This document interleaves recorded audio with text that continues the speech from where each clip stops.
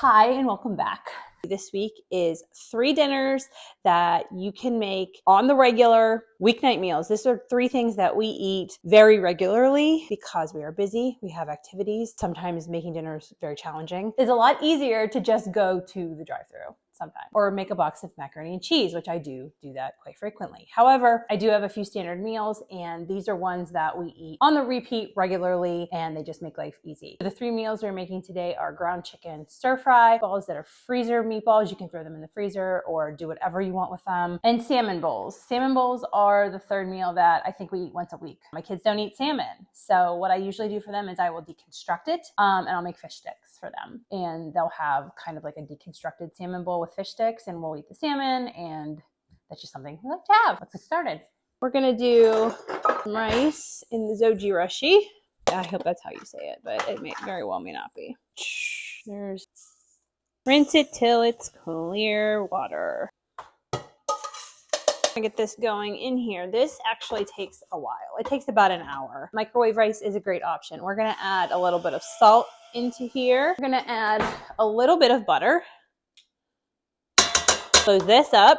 Okay, and now we are going to show you how this works. All right, so here we have the rice, the water, the salt, and the butter. Close this guy right here. And then we are just going to hit menu. And I like to do mine on the mixed. And start. He sings you a nice little song.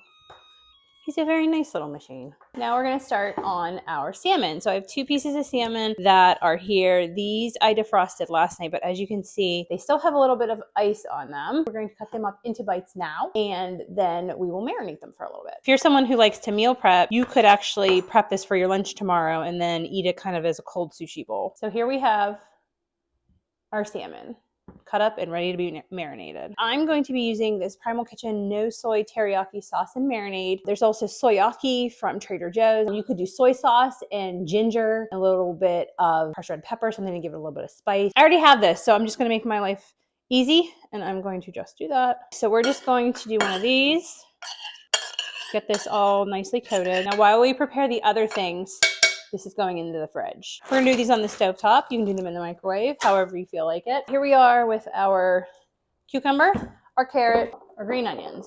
So let's start with the carrot. We're just going to clean this carrot. We're gonna pickle this along with the green onion. This is a basic pickle. I have this recipe that I need to actually publish so that I can link it. It's so simple and I use it all the time. We're going to pickle everything together too. Everything's going to go in here. Here's a little hack. Scissors are a great way to cut things, whether it's a salad, pizza, pancakes, anything you need to cut for a kid, even grapes, anything. I learned that hack way too late in my parenting life. I needed that when my kids were like toddlers. We're going to give this to the dogs. Carrots are good for dogs. Small dog, big dog. Take it nice. Oh, you're so polite. Put these in here, here, here, here, here, here. Cut these guys up. We have our green onions. We're going to cut these really, really small in little tiny coins. Grab this whole guy, put them on here. Then we have that, we're going to take our rice vinegar. This is to go right over top. Use any vinegar you have. Next up is our cucumber. We're getting the Ninja. We don't want a lot of this marinade. It just kind of makes a mess. So you can feel free to mix it around, but we just kind of want to get it on here. Okay, so we have our salmon right here, and it's going to go in here. We're going to close this up. Air frying is the easiest way. All right, let's see here. Air fry. No, not toast. Air fry. 400 degrees for 5 minutes. While the salmon's cooking, the last thing we're going to do is make this delicious sauce. It is made of sesame oil, mayonnaise, sriracha, and today I'm adding in a little bit of hot honey. 2 tablespoons of mayonnaise, about a teaspoon of sriracha, about. I just kind of eyeball it.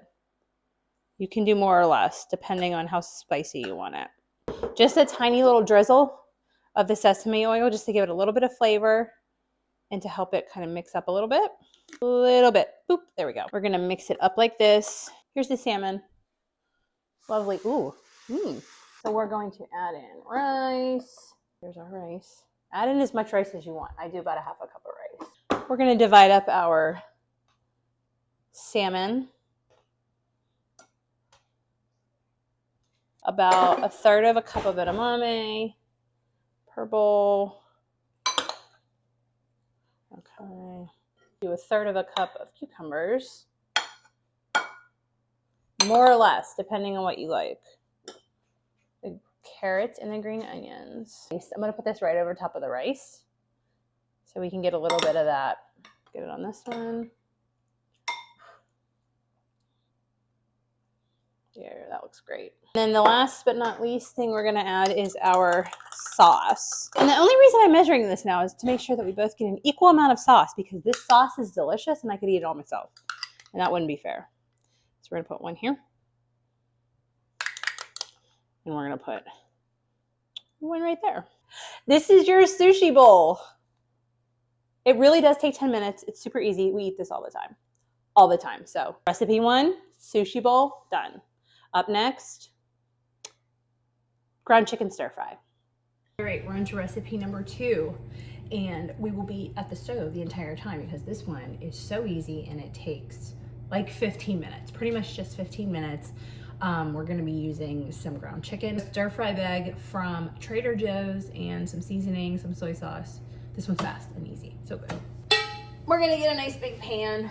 You don't need a wok. I don't have a wok. I figured you don't want to watch me cook ground chicken because that's gross. We're gonna leave the heat on. Now the rice only takes 5 minutes. We're gonna add a little bit more avocado oil to our pan. Okay. Get our fried rice going. So this only makes about 2 cups cooked. You may want to get 2 of these if you're going to make it for a family of 4. A little bit of soy sauce. Tiniest little bit of sesame oil, just to give that flavor.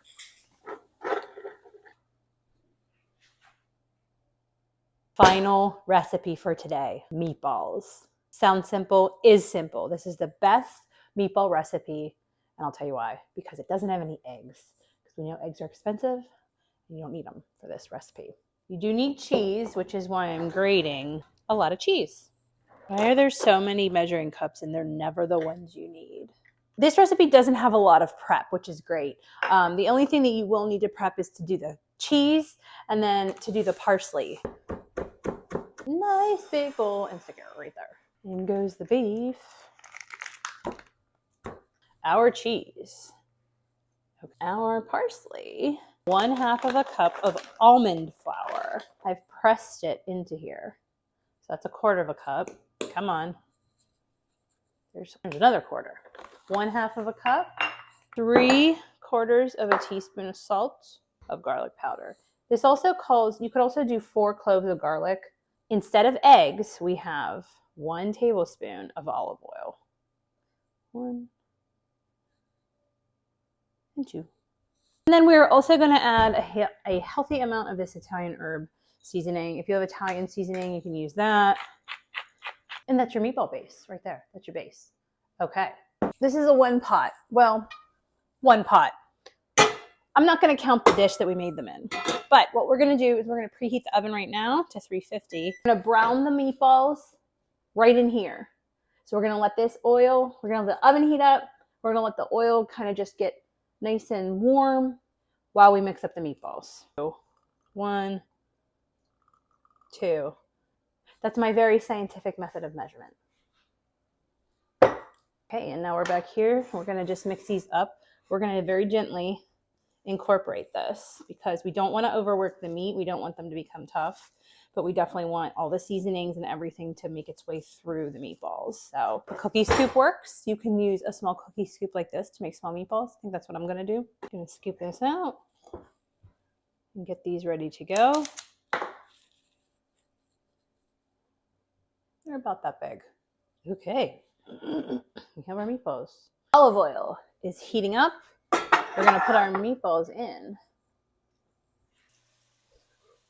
If you were smart, you would have not sprouted them the way I did. We're gonna try to not totally destroy these. Okay, so now that these ones are done browning, we're gonna turn off the heat. We have 1 jar of sauce. We have mostly 1 jar of sauce. This is what was left in my fridge. This right over top.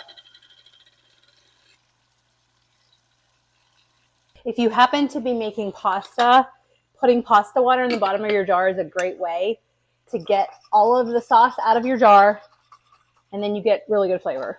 Just going to cover this a little bit better. Everything is going to go right here in the oven. Okay.